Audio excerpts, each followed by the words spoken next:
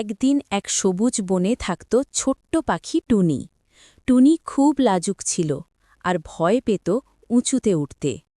অন্য সব পাখি আকাশে ডানা মেলে উড়ে যেত, কিন্তু টুনি নিচেই থাকতে ভালোবাসত।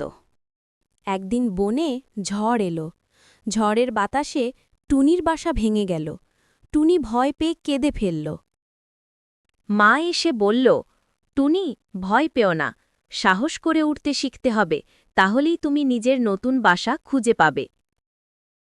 মায়ের কথা শুনে টুনি দানা ঝাপটাতে লাগল। প্রথমে সে পড়ে যাচ্ছিল, কিন্তু হাল ছাড়ল না। একটু একটু করে টুনি উঁচুতে উড়তে শিখে গেল। অবশেষে টুনি আকাশে উড়ে গিয়ে নতুন বাসা বানাল।